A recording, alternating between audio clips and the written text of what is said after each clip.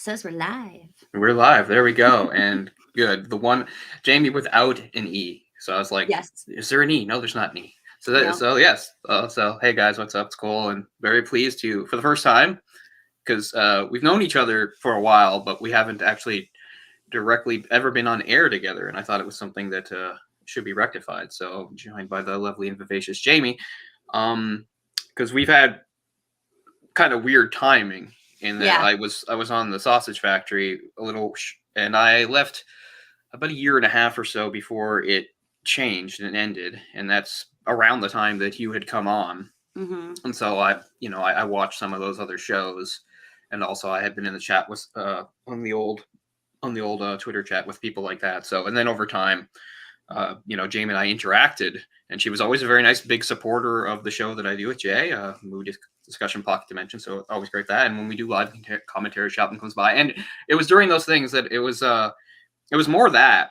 And maybe it's just because of my own ego relating everything to myself, but it was more of that I thought that it struck me as opposed to like when I actually saw you on some of the shows was because sometimes because again it's all about me. I might throw out a reference to something like a movie or something like that. That wasn't the topic, but something. And Jamie might bring up, she was a big fan of that or something like that. And I was like, oh, it started to dawn on me that Jamie and I had some things in common. And that's kind of really what I wanted to explore. And I also thought Jamie might be a good option. We'll see. I know she's very busy. She does. She's very involved, and we'll discuss that too. We'll talk about some of the other things that you do here on the world of YouTube. But because I just figured that I got based on the people that we sort of know in common and people we've worked with, I just think that you might have some different sensibilities that I think might line up a bit better with some of mine too. And we might have an opportunity to perhaps talk about things that don't get talked about as much on some of those other things. That's really where it started. So that was kind of the idea going forward for this. And just to start, I thought I might ask you a little about your own background in history. Nothing super personal, of course, or anything like that, but just very general. And as it relates to, I'm an open book. It is an open book.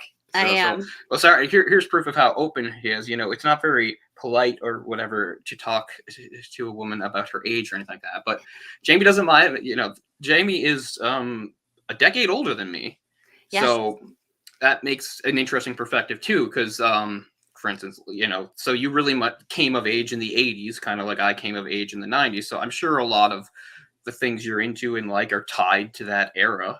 I would have to imagine. And here's something that I've never been able to explain well, and I talk about it a few times. Jay's heard me talk about this.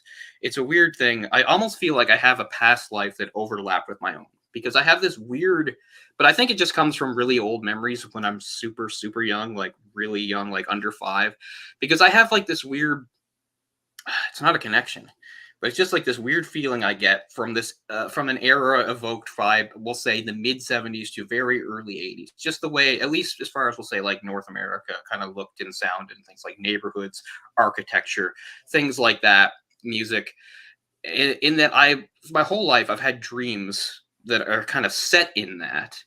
And my whole life is also, whenever I see kind of an image from that, whether it's a still photograph or it is a movie or TV, I almost have a sense of deja vu, as if I experienced it, which I didn't. I'll give you an example. This actually predates it a little bit, but the show, the very popular 70s sitcom, All in the Family. Yes. All in the Family's end credits are just sort of a rambling piano piece while the camera goes through this suburban neighborhood.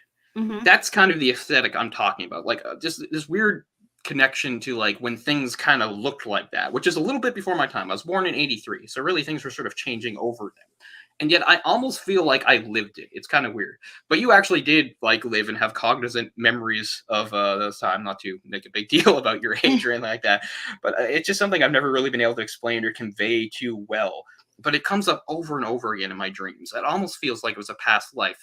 It's almost like, I don't know, because when I was born, which is very close to it, it's like, I don't know, if reincarnation's real, then there was no gap for me. I must have died and immediately been reincarnated and been imprinted with these memories. And again, not a memory of any specific event or anything, just like a weird feeling. And so if movies are probably the best example. When you're watching movies or television from that era, I always have like this weird feeling to have like I felt like I lived it or something. And I think probably rationally what it means is I saw some of that stuff like like in rerun and stuff when I was super young before I was even really really cognitively watching TV consciously. I think it's Yeah. probably I absorbed these things when I was really young because they were still kind of around, and I think that's probably what it was. But it's always led me to like a weird sort of fascination with like it's not even an era. It's like half an era, or it's two eras.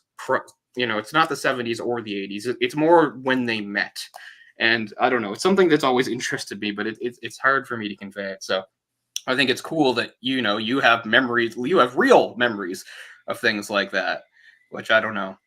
Well, I don't I know can why, but relate I'm to jealous this. of it. I can relate to this though because I have this like weird like feeling that I used to be French Ah, and that I lived in like the 1700s in France. And it's weird. And I don't know why I think that, but I just do. I relate to like the language for some reason. I could pick that up quite easily. I mean, I don't know a lot of French, but I did take French in hmm. school and I picked it up quite easy. And it was kind of shocking, really. And I've retained a lot of that too. Also, I feel like I can relate to those big, humongous dresses that they used to Ah, wear. yeah. I feel like, I don't know, I do. I feel like I lived in the 1700s during the Renaissance era in France. And I don't know why, but I just always, like, every time I see a movie about that era, it's almost like I can feel like I'm there. It's kind of weird. So I Right, know what you mean. and I think it's like more common, like not super common, but you hear about that people that seem to either they really believe it or they vaguely they might have lived past lives, and it's more like further back, and that's why I think mine is so weird because mine is like literally like right before I was born, actually. So I don't really know what that means. Like I said, I think I came up with a pretty good rational explanation, which was that hadn't completely faded away by the time I was really young, and it just sort of imprinted upon me. But yeah, I've heard things like that. There's always interesting characters that have things like that. There was a obscure goaltender who played in the NHL briefly, but he mostly played in WHA, Charles Breton, and he was, by all accounts, kind of a lunatic. He was nuts in a lot of ways. And one of the things was he believed he had lived multiple past lives, and he talked about, I think, being in Spain sometime, maybe in the 1600s, and he said like he'd been wounded with a spear, and that's why like he had like this recurring injury that he couldn't explain, things like that. He was nuts though. Like he was really weird. He also apparently could play piano like beautifully, despite having never taken a lesson and things like that. He was retired by the time Wow. he was 26, disappeared into Europe. You can look him up because he was known for having what he was. Besides his crazy personality, he was mostly gratuity the loony, as they say. He was known for having a very distinctive, these really old 70s style hockey masks. He had a hockey mask that was painted kind of like a wildcat, like roaring. And Hmm. apparently, opposing players used to hear him growl when they'd come near the net and stuff. So, I don't mean to just bring that up and talk about anybody that believes in this stuff is insane. I'm just saying that's kind of the stuff I hear more about is people that believe they relate to something, but it's from a much further time, like centuries removed. Hmm. I don't know. Hey, I gotta say that lunchbox behind you, I'm fascinated by it because it's Alice in Wonderland, and I'm a huge, huge Oh, fan of me Alice in too. Wonderland. I collect all kinds of Alice in Wonderland stuff. Oh yeah, I'll show you some of the books I own. I own a few different copies of it. Actually, just with the last year, I got a very nice copy of it with Oh, illustrations by a Japanese illustrator. They're very trippy and cool. oh, So yeah, nice. I'm always getting stuff like that. But I mean, yeah, see, that's one of the things I think we compare. I mean, I know other people that we both know, and I can't speak for everybody, obviously, because we all have their tastes and stuff like that. But I think fantasy is one thing I think where you and I connect, Yeah, for yeah. instance, and we'll get to that. But anyway, so let's say so you grew up. Uh, did you move while you were a child, or did you always stay in the same place? Or I have lived here my entire life, aside from about a 6 month period where I moved to Florida. okay, It was a test. My uh, mom moved down there and I needed to go because I needed to find out if one, if I could get along with my mother, because my mm, mother and I have a long history of just trouble. I And I see. needed to finalize it. I was at this age where I needed to know if my relationship with my mother was going to be able to be healed or not. And so I went down there with her at this time. This was 1997. Okay, Um, I went down there. I left my boyfriend here, who's now my husband. It was hard, but I needed to do it. I just needed to do it. So I went down there. I lived with my mom for a while. I was there 6 months, and in that 6 months, I found out that we couldn't heal anything. There was the only way I could get along with my mother is if we lived 1,200 miles apart.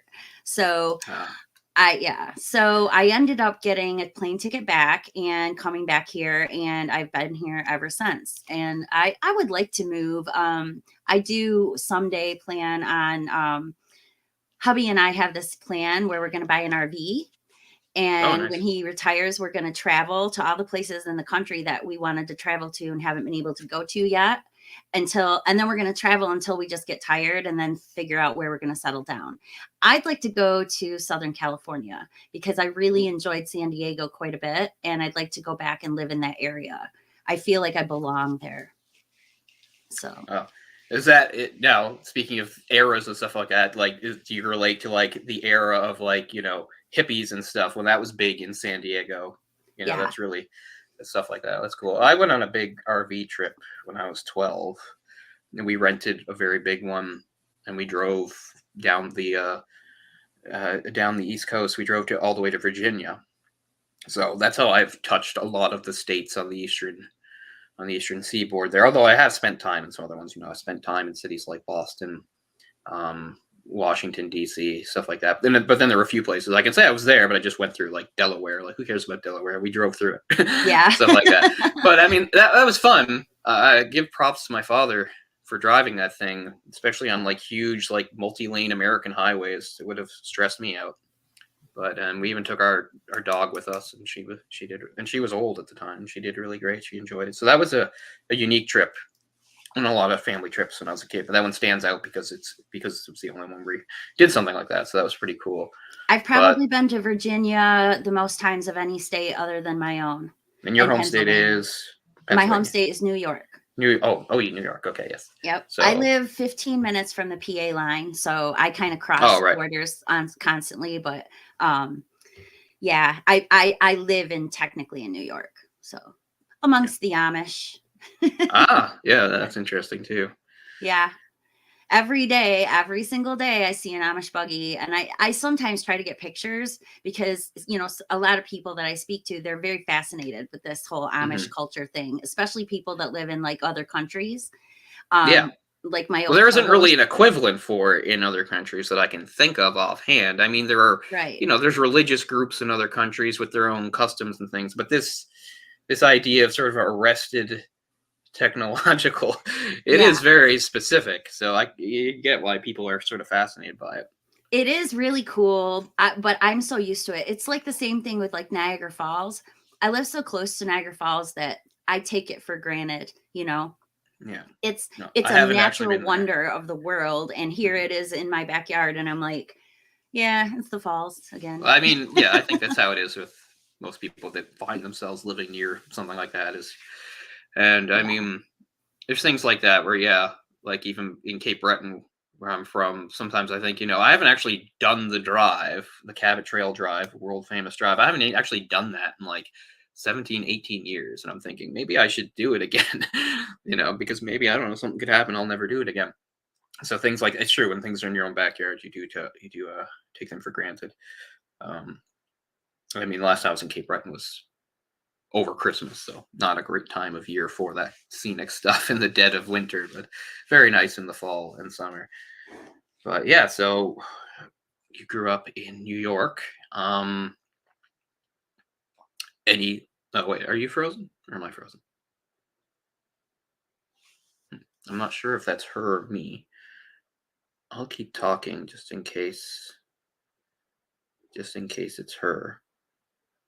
Oh shoot. Okay, so we've lost her for the moment. I was going to ask her just vaguely sort of what it is like growing up in New York at that time, if she just had any sort of uh, specific memories that jump out or anything that was sort of uh, that was sort of symbolic of the time or place. I don't know, that kind of thing. So we'll try to wait for Jamie. It's too bad. I really thought if this happened, it would have been me, not her. So hopefully everything is all right. We'll give it some time here. See if she said anything. I'm sure she's trying to get back on. I don't know. Normally, if this kind of stuff happens, I'm doing like a show where like there's an actual subject. So even if I lost Jay or something, I could still talk about the goddamn movie. But there is no goddamn movie this time. So I'm not entirely sure what to say or talk about. But I want to give it a little time. I don't want to give up. Oh, there we go. There we go. Yeah. My electricity just flipped off and on for some reason. Oh, So everything had to reboot. So. okay. Well, that's almost encouraging because at least if it's that, it's not like necessarily an internet related thing. And when it first happened, again, I wasn't sure at first if it was you or me. So I was just like, I better keep talking in case I'm still on air. Yeah. And I didn't have anything to talk about, but that's okay. It's no big deal. Sorry about that. It's just more of a, yeah, go ahead. We're just having issues. Like down the road, there's this transformer that keeps on every single year, twice a year. It catches on fire. And I don't understand why they haven't replaced this thing yet. And just at the beginning of this week, it went off like in the middle of the night for like 6 hours. So the fact that it's blipping is probably because it's super windy tonight and rainy, and it might be causing some effects. I hope it will stay now. So. Okay, well, it should be warned going forward. You know, I've lived in this apartment building for 9 years, 4 in the basement and 5 up here now. And the fire alarm goes off like every 2 months, like clockwork. Like, fire alarm after fire alarm after fire alarm. It's never a fire. Never. And I know that I think the building must get fined by the fire department every time it happens. So I don't know why it's not a priority all these years to make it better or what. I mean, I'm sure there were a few times where it was a little bit legit because I know, you know, often people's smoke detectors go off and sometimes that causes it. But it can't be happening as much as that. So yeah, you wonder what these things that just never, ever get fixed. I can't figure it out. I mean, if it's on fire and it's like, you know, falling off and of that's actual fire. That's not a false alarm. That's actual fire to an electrical grid. Yeah. Yeah, like sparks flying and everything. My son and my husband, like at 2:00 in the morning one time, went driving down there just to see if it was that thing again. And sure enough, it was. They got a whole video of it and everything, and it was on fire. I don't get it. Yeah, my house in Sydney. It's funny because it's on the street that's up behind ours, so it almost feels like it's a completely different area just because of the way it's closed off. But geographically, it's very close. We live pretty close to one of those, like transformer areas too. But as far as I know, I never had any issues like that. Anyway, this is kind of a vague question, but I just wanted to know if there were any sort of memories from your childhood that stick out as far as like maybe being good examples of that time and place, really, or I don't know, anything that you think that affected you later in life. I don't know. You know what I mean? We all come from places that shape us and things like, if there was anything like that, it doesn't have to be a big important event, but just like things like what Christmases were like and or summer vacations and things like that. Well, definitely my parents separating when I was 3. Definitely, that's a big thing. Yeah, definitely had an effect on the way that I developed. I think because of it, I developed a photographic memory. And because I wanted to remember my parents being together. So because of that, and my parents, I actually freaked them out because once it got to be about 3 years of them being separated, my dad started noticing that I had this ability to memorize things really easily. Like he would tell me, we'd be listening to the radio and he'd say, oh, this is this song in this year made by this band, by this producer and all these things. And then a week later, when I go to my dad's for the weekend, he'd hear the song and he'd say, what's this? And I'd rattle it all off. Mm-hmm. And I started doing that. So he started encouraging that, like buying me trivia games, taking me, I was his little party thing. Like he'd take me to all these parties with all his friends and then have me come over and like entertain them with this stuff, like they'd ask me, they'd rattle off all kinds of like things and I just rattle off the answers. And my whole family started to catch on to that too. And so it got to the point where like, I remember my aunt brought her boyfriend over one time and he was talking about some song, and I go, "Oh yeah, that song, Owner of a Lonely Heart by Yes." He's like, "Yes didn't do that song." And my aunt looked at him and said, "Don't mess with Jamie if she's telling you some That's facts Yes. I know Yes. about Yeah. music." And I'm like, "Yeah, it is Yes." And I don't know why he didn't know that, but I did, and here I am, this, like, 12-year-old kid, being mouthy and telling him, what for, which, at least my aunt warned him, "Don't mess with Jamie when it comes to music and facts and stuff, because she just rattles it out." So, Yeah. um, I guess, my parents getting divorced had a huge, huge effect on me. Also, that is the reason also why I am into horror movies, because Okay. when I was 3, my parents took me to the drive-in. This was their very last date that they ever had, and they were trying to work it out, but things weren't working. But they brought me along to see Freebie and the Bean and Jaws, and they thought I would watch Freebie and the Bean with them and then fall asleep. But Which one do you remember better? Jaws. Yeah, I think so. The only thing I remember from Freebie and the Bean is what I called the hot man. And it was the guy who fell on the barbecue. And I got upset about that because when I was 18 months old, I dumped a whole hot pot of coffee over my head. It was My mom left it sitting on the table, and I just walked up and grabbed it, and I dumped it all down the right side of my body. And I still have scars. I had them big. They were big when I was little. And people used to say, "Why is your arm all weird?" And, "Why do you have that weird mark on your shoulder? And why do you have that mark on your neck?" And I'd have to explain to people, well, I was burned badly. And even to an adult, I still have a small one here and then a small one on my neck over here. And nobody can tell what they are now except for me, Yeah. but I know that they're there.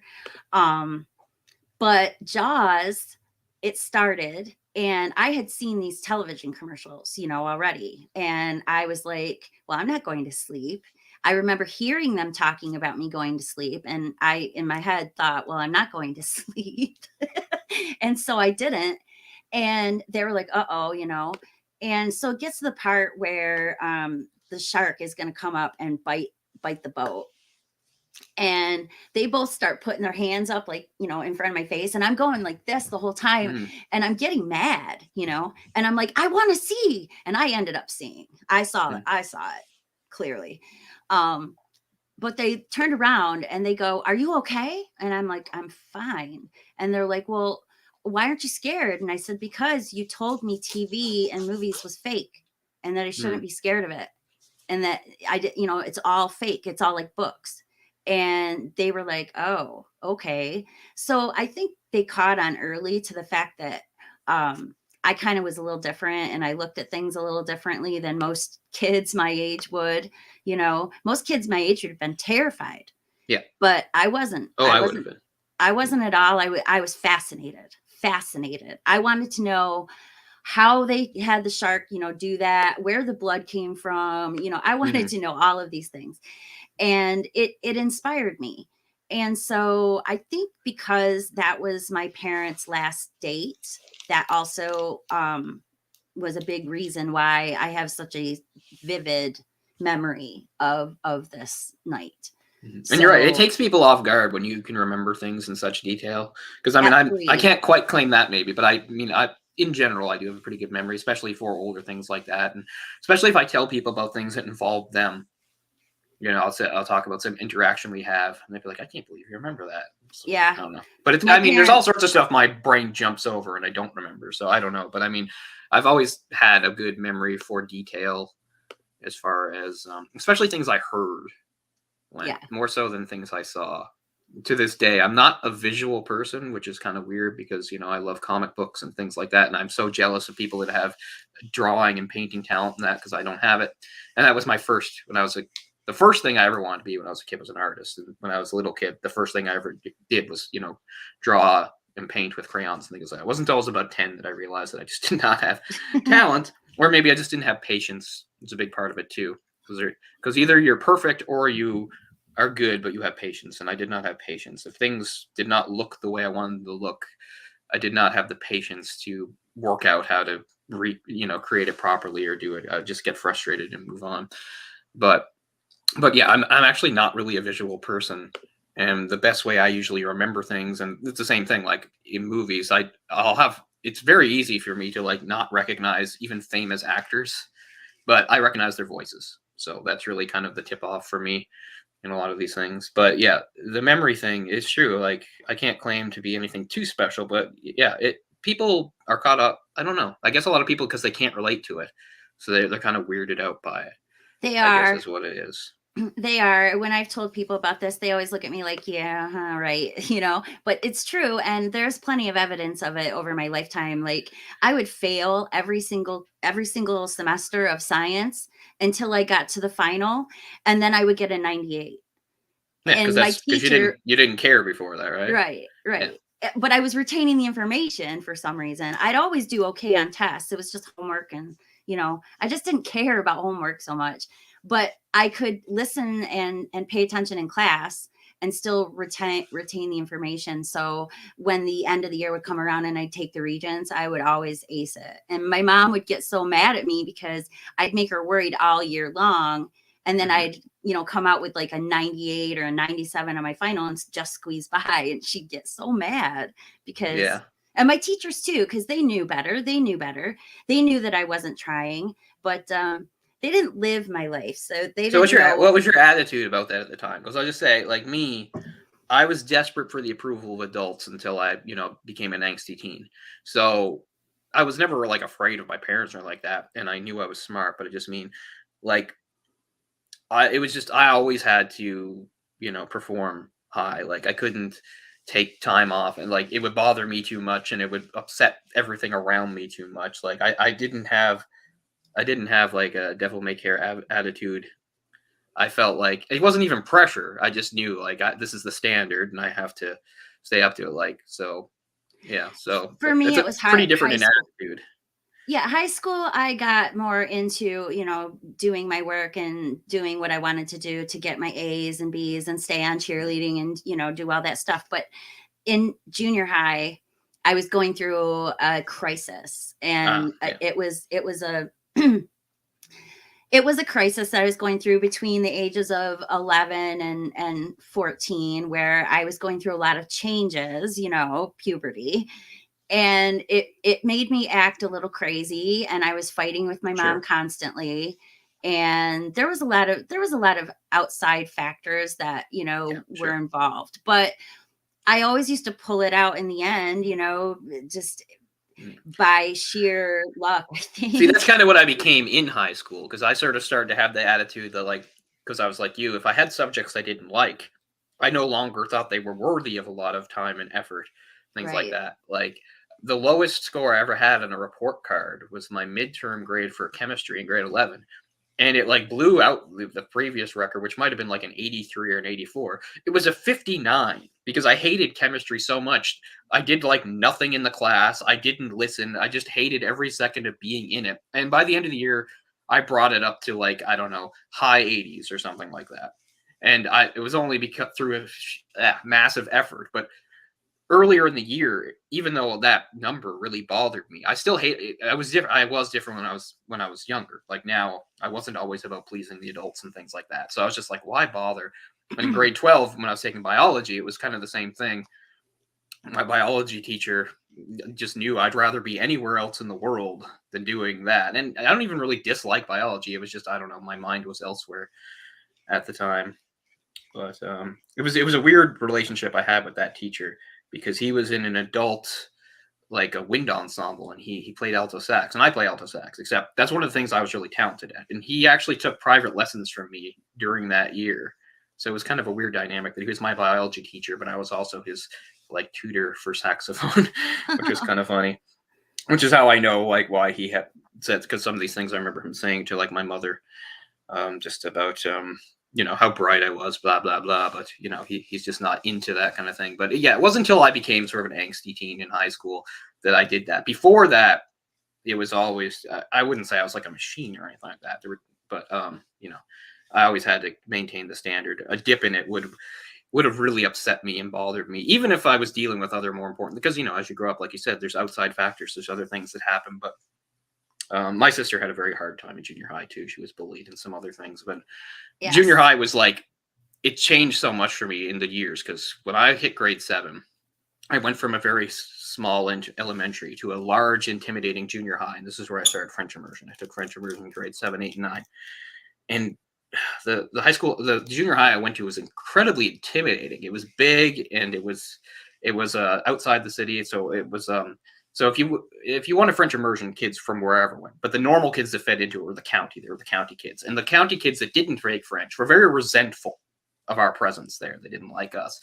But everything changed in grade 8. I had a lot more friends now, and I joined the band, and I loved grade 8 and 9. I was never popular in school. I was definitely well liked, had a lot of friends, but so it was really weird, because grade 7 I spent like the whole time kind of like freaked out and worried, and that was when my sleep problems, which I'm not going to get into here, but they are legendary, began.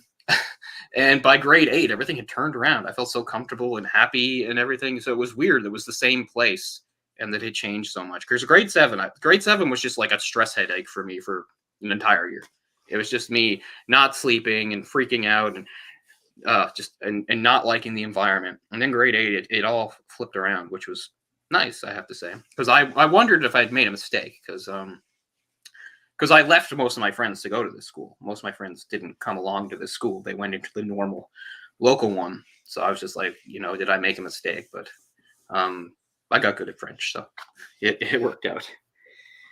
I went to very large schools. My junior high my junior high wasn't really all that large. It was Mine kind of wasn't either. I just want to make it clear. It was compared to what I was used to. right. This school was probably about 900 some kids, but one of the problems was it was really more for about 750. So it was Hmm. kind of a bit overcrowded. So I realized, in the grand scheme of things, especially if you compare it to a lot of American schools, 900 kids is not big, but this was much bigger than what I was used to. I was used to a little elementary that had actually contracted in a way, because when I started, it was grades primary through 6. But then when I hit grade 4, they split up with another school. So they sent the primaries through 3s to that school, and 4, 5, and 6 from the 2 schools went there. Hmm. That's how Ryan, you probably know this, but I guess we're a bit of an anomaly in that Ryan and I grew up together.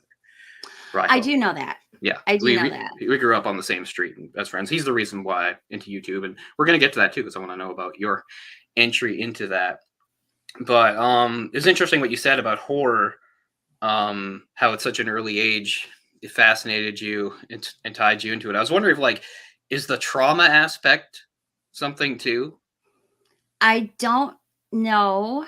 Um, I think so, yes, in certain aspects, in certain cases, not necessarily with Jaws. Hmm. Jaws was a technical Well, sure, wonder, right. and I was like, I just mean, as you got older and you started to like the genre, because I think one of the things I respond to about the genre, I was a much later comer to it, because unlike you, I was very afraid.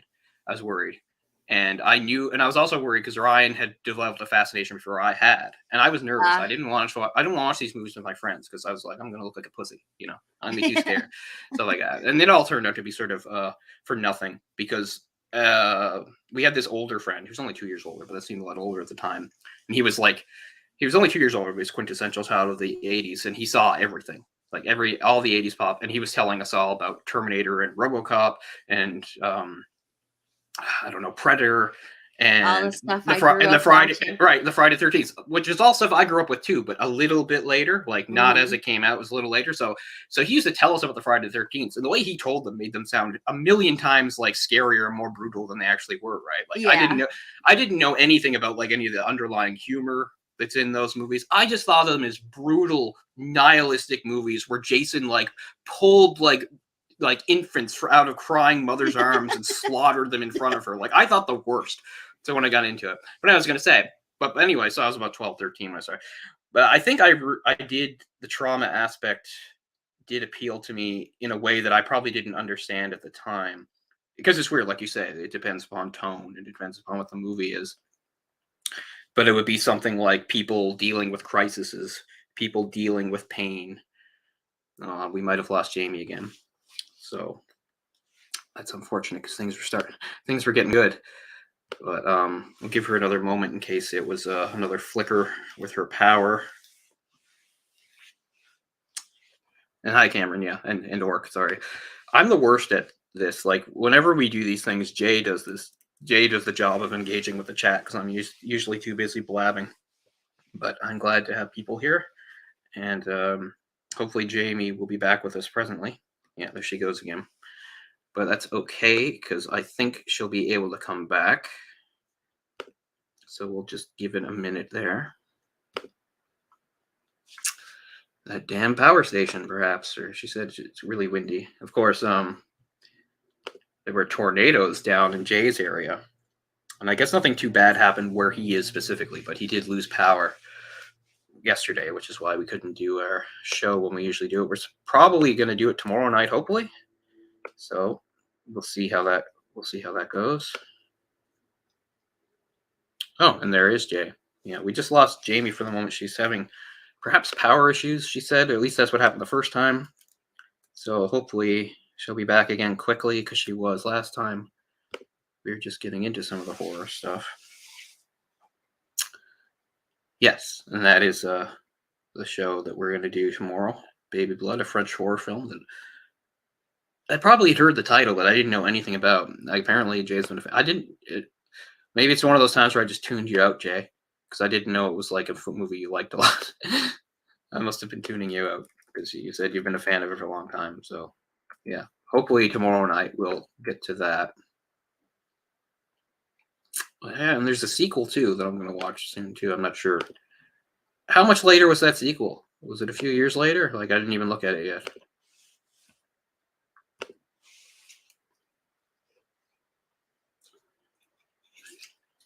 It's taking a bit longer. I wonder if maybe her power is out. It's too bad. Things are going well. But we'll give it a little time. It's not like I'm going to just call it.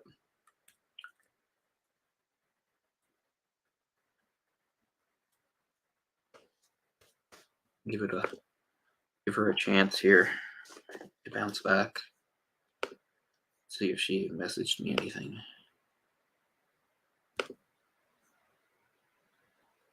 No, not there.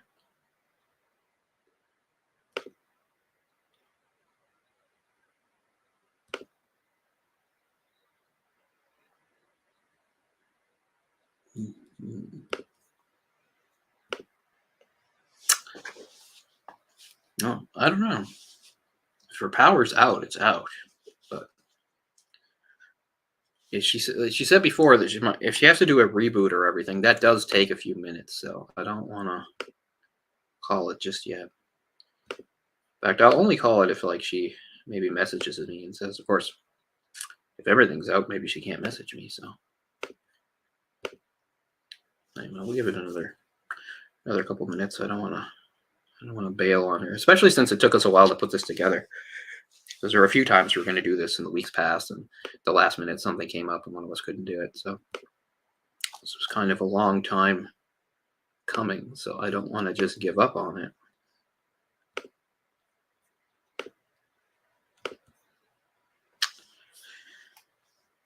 About 15 years later. Okay, wow. Yeah, because the original is 1990. Yeah, 1990. Like I said, I'd heard the title, but I didn't tie it to anything. I didn't even know it was French.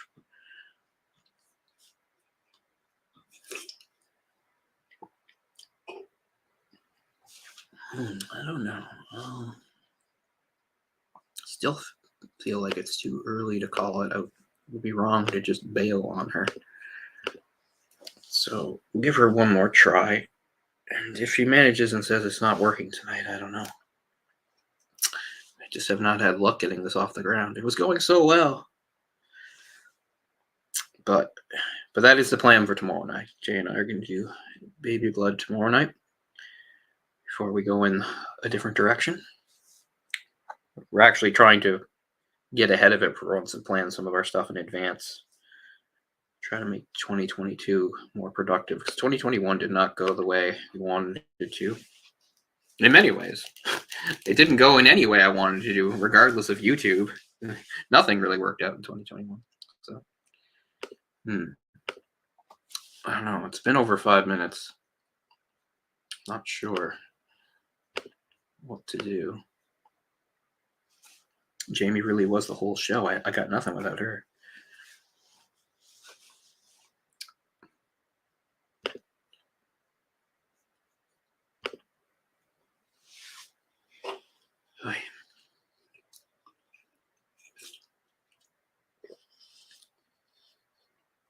can't even remember the first time I saw Jaws. Do you think that would be one that would stick out in my memory?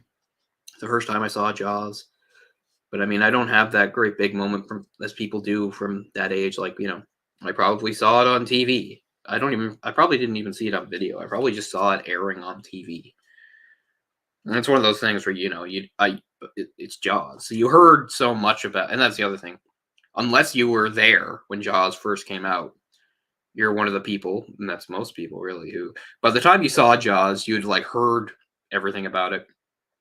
It had been, mentioned here and parodied there. It was everywhere. Yeah, I did see the shark. I did see the shark because at Universal Studios at least once and saw the Jaws shark.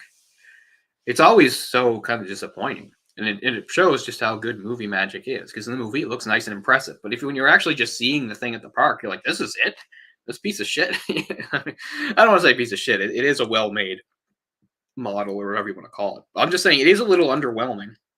And it really does the movie credit how well they use it in the movie. Because, yeah, if you just see it out of context, just go down and see it, you're just like, yeah, that's it. Okay.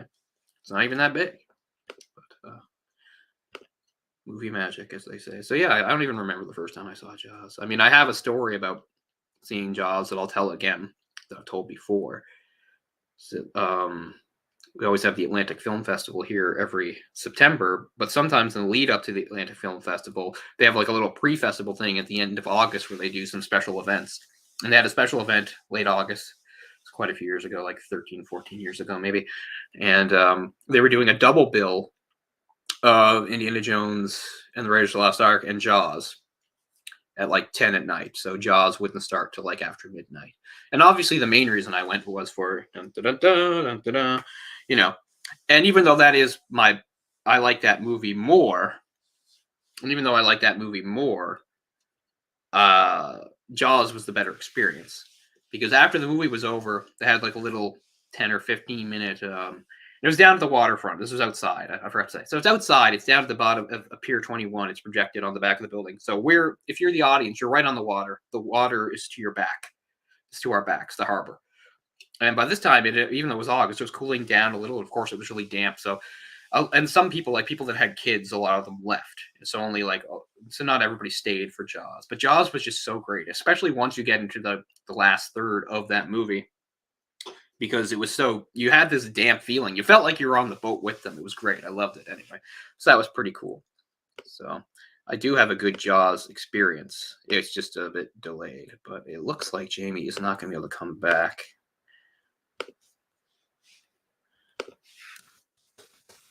Give me a second.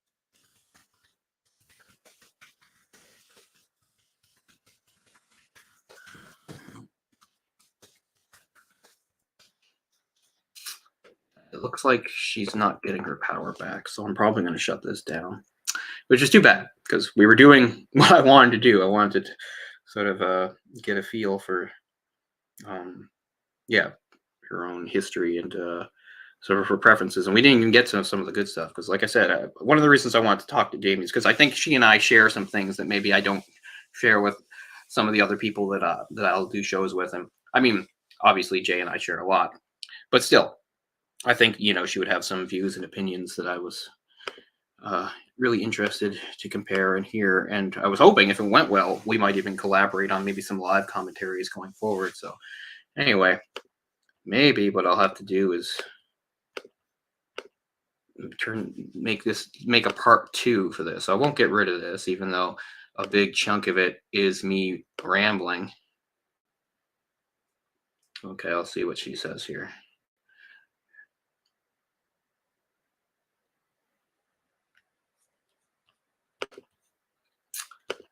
That's very unfortunate because for once it seems like I don't know. I can never tell when I'm watching it myself. Like right now, like to me, watching the live stream, it looks great. Then I watch it on YouTube and I'm like, oh, it doesn't look good at all because of lame connection problems. So that's one thing that's annoying is like, it's not telling me there's a weak signal or anything like that. So as far as I know, it looks great. So I'm thinking, so on the night when I'm not having technical issues, of course, it works the other way and something happens to Jamie.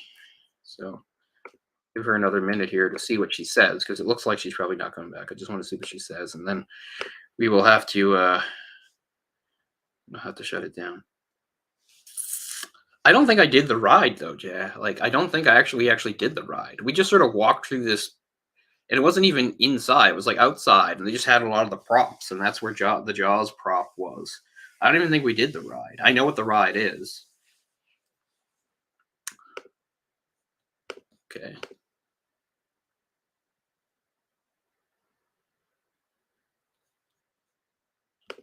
Yeah. I think I should probably shut this down because nobody wants to just see me by myself babbling. I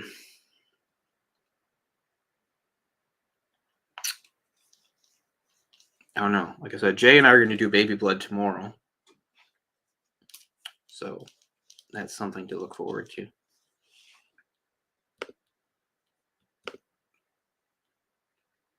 Too bad I got some viewers here too, but I've lost my star. I've lost the star attraction. So I think probably I'll have to let it go.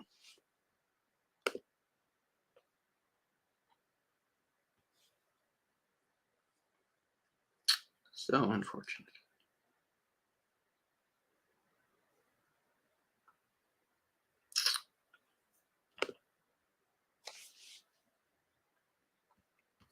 Yeah, my favorite thing at Universal again was Indiana Jones. I saw the Indiana Jones stunt show, and only you see it, but that was 1990, and that was the year, or 89. I don't know. Anyway, that was the year that we had the video camera. My father videoed a lot of it, and he taped the whole stunt show. So even like in the months afterwards, like I was obsessed with that. I used to watch that stunt show over and over again. That's not even Harrison Ford, right? But I loved it, and I'd already liked the movies, but that kind of really reaffirmed like how much I loved the movies. I used to always watch that stunt show thing over and over again. Loved it so much. That was easily my favorite part of that. What sucks is when I was back in Sydney again over Christmas, I was supposed to like be looking at those tapes and finding the Florida tapes and things like that and sorting them.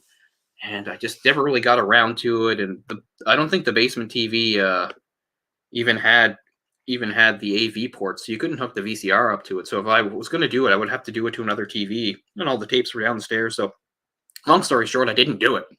So we still have a billion tapes, and a lot of them are crap, but there's still some really good ones. And I would have loved to have seen that again, because it's years since I've actually watched it. It was one of my favorite things. I used to wear that tape out just watching that part. But there's lots of good nostalgic things on there, of course. I was very lucky as a kid. I mean, as a very young kid, we went to Florida 3 times in the span of 4 years. Disney World and MGM and all that shit. Went to SeaWorld 1 year, but not the others. Went to Busch Gardens, Tampa 1 year. Oh, I loved Epcot. Epcot was one of my favorite things.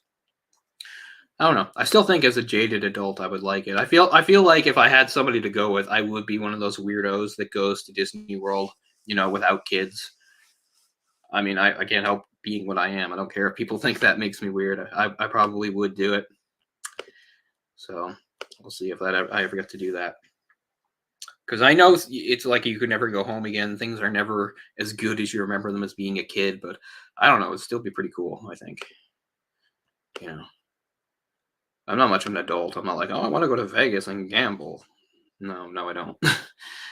Not that I mind gambling, but I just never have the money. There's a casino here, but I haven't been there in years. Okay. Jamie thinks there's still a chance, which is why I'm still babbling. Because she thinks there might be a chance. Yeah.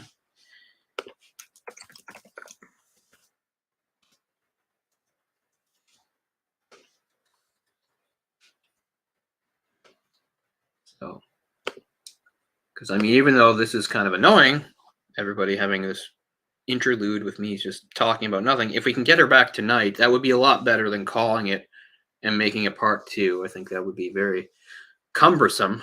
So that's why I'm stretching this out. See if we can make it last. Just give it just a bit more of a chance just in case she can rejoin me here. So we'll give it a bit. In case she does come back, maybe so I can grab a couple things. And this will eat up some time. So you guys can look at nothing for a second while I grab something that she might not even be back for. But hold on.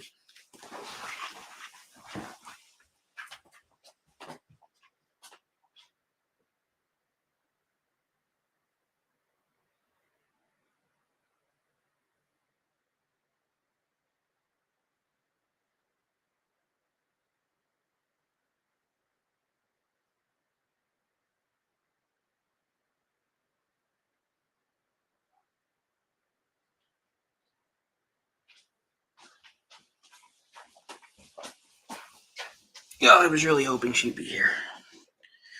I always think if you look away for a minute and you come back, something will have changed. It's like when I scoreboard watch, the goddamn Leafs are losing. I'm like, look away for a while, or flip the channel if you're watching it. Come back, maybe they'll score while you're gone. Watch pot never boils, blah, blah, blah. So I was really thinking, even though I was only gone for like 30 seconds, I was like, no, when I get back here, she'll be back. When I get back here, and I look at the top of the street again, Dad will be coming home. Sorry, that's kind of a weird one, but sequelitis. Let's see. Did she see what I said? She didn't see my last message, which I don't think is a good sign. Unless she didn't see it because she's busy rebooting and getting back. So maybe I'm misinterpreting that. So I don't know. It's 9 o'clock now, or 10 for me. So I am willing. Like I said, I don't want to give up on it just yet. Basically, because the way I think I see it is if she can come back, and if she goes off again, we'll know it's not happening, But I feel like give it one more kick of the can, as they say. Because I feel like the moment I say, sorry guys, whatever, and shut it down, she'll be like, it's back now. Are we back? So I want to give it this one last shot. And whatever happens, happens. Drank all my tea.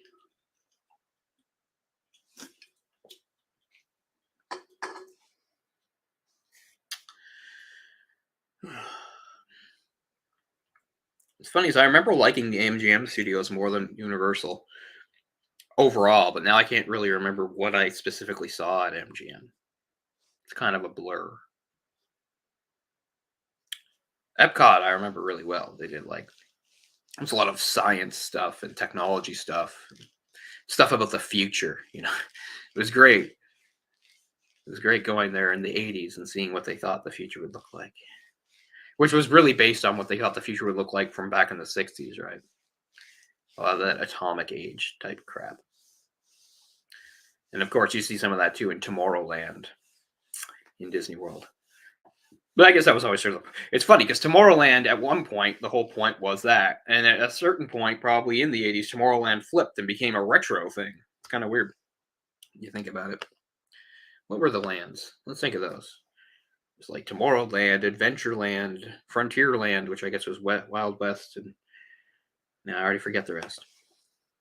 Adventureland was the one that had the. We also have that taped, at least some of it. The Jungle Cruise thing, which Disney made into a massive movie because that's what they do now. I watched it on Disney Plus, and it is bad. I would not. I'm sure you were going to say, "Don't worry, I wasn't going to watch it anyway." But in case you were thinking, "Should I?" No, don't watch it. It's just The Rock with really weak one-liners, and it's the same sort of plot as the 1999 film The Mummy, except moved from Egypt to the Amazon jungle.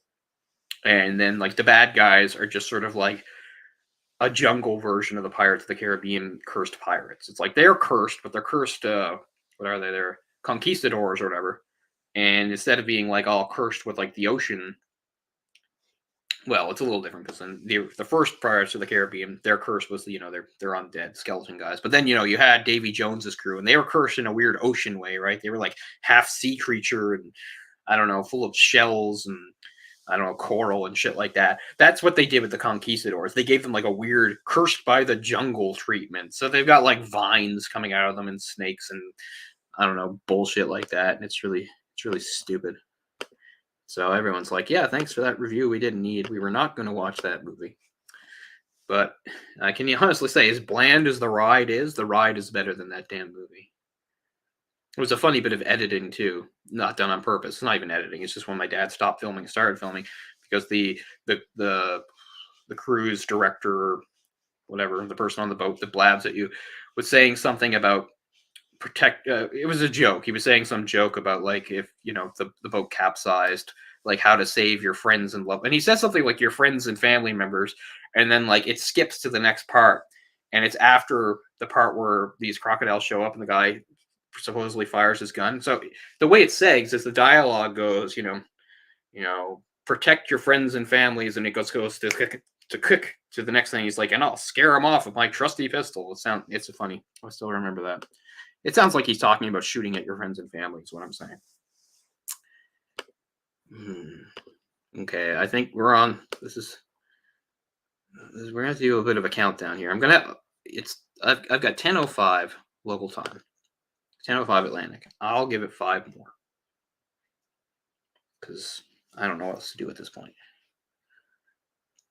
She has not responded, and I don't even think seen my answer to the last thing she said when we were talking on Twitter. And at first I thought maybe that was a sign that she was in the middle of like a reboot, but now I'm thinking no. So it doesn't look good. It looks like this might have to come to an end, which is too bad because we were going nicely. But I've lost the audience. They all know she's not coming back. It's unfortunate.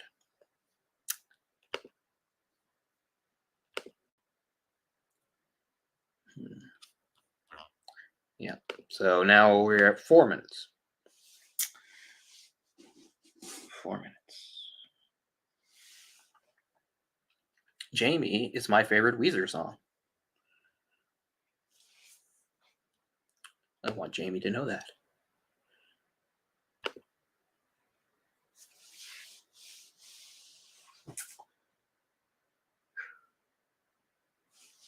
I don't know. 4 minutes.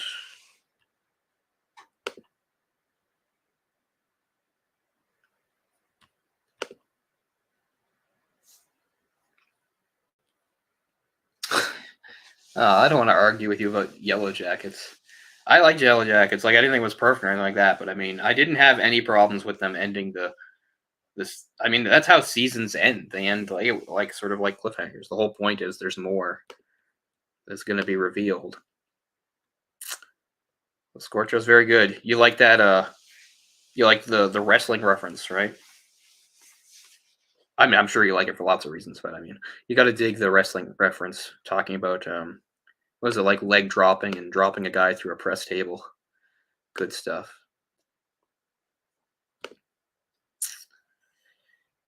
El Scorcho. Couldn't do that right. But yeah. I can't believe Jami got left off the Blue album. Such a good song. I mean, Jami was not actually on any official album. It was a B-side. That's how I knew it, because my sister had this CD called DGC or whatever, Rarities. And that was one of the songs on it. And that was before I really knew anything about Weezer. So that's also the first one. Watching Grunge leg drop, new job, to dress table. Yeah. I mean, only Weezer could have that reference, in the same song that references like Madame Butterfly. That's their versatility. That's their quirkiness. 2 minutes to go. Yeah, I saw them in 2010, which obviously is like well after that. I was surprised by how fucking good they still were, because they weren't quite old men yet. And I was also really impressed by like Rivers' presence, because like if you grew up with the band but you didn't see them live, you didn't really see that evolution. So I mean, by the time I saw him, he was the completely transformed rock star Rivers Cuomo. Like I didn't see the gradual transformation from like sort of the shy, barely talks, just gets up there, sings the song, and gets off. By this time he'd embraced it. He'd fully become it. The very sad thing, though, is as awesome as the 2010 concert was, they didn't play a single song from Pinkerton, which is my favorite album. So that was a disappointment. The good news is they played pretty much all the songs I wanted to hear besides Pinkerton, but Pinkerton, there were like 4 or 5. So that was really disappointing from that perspective. But still, I consider myself lucky to have seen them. It's not like you expect them to come to Halifax. Oh, this looks like the end.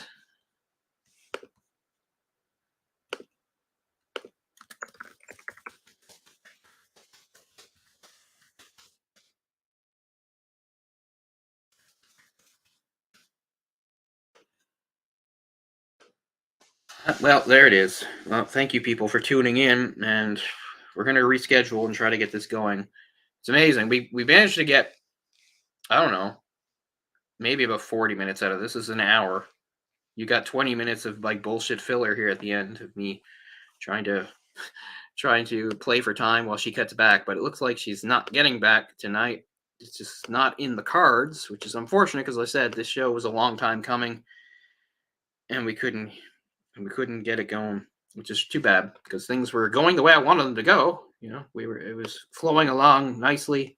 I had a plan, I had a direction, and it was all building, and fate conspired against us once more. So anyway, thanks guys for tuning in. Stay tuned for a part 2 of this, I guess, because we only scratched the surface of what I wanted to do here, unfortunately. So anyway, thanks a lot, guys, and as I said, I'll see some of you again tomorrow when Jay and I hopefully won't have any of these problems when we do our own show, the Movie Discussion Pocket Dimension, tomorrow night, 9 o'clock Eastern Standard Time. So thanks, guys, everybody that had tuned in, and I'm sorry that things went this way. And don't worry, Jamie and I will not let it end like this. We will do a part 2 and hopefully do all the things we want to do. Thanks a lot to Jamie. She's a trooper. This isn't her fault. She tried her best, and I know we'll make it work. So we'll see you all next time real soon, I hope. Wait, let me check one thing just in case that's her, but I don't think so. No. Okay. Well, thanks a lot, guys. But part 2 is coming up at some point, and we will resume. And since Jamie and I both have such great memories, we'll know exactly where to pick up. Thanks a lot, guys. We'll see you. Have a good night, everybody.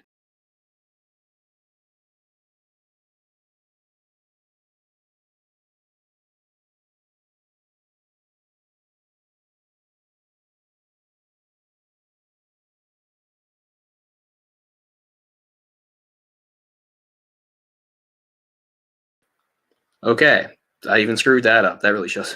Okay, I'll sign off properly this time by ending the broadcast. I did not end the broadcast. Oh, what a disaster. Bye, guys. Thanks.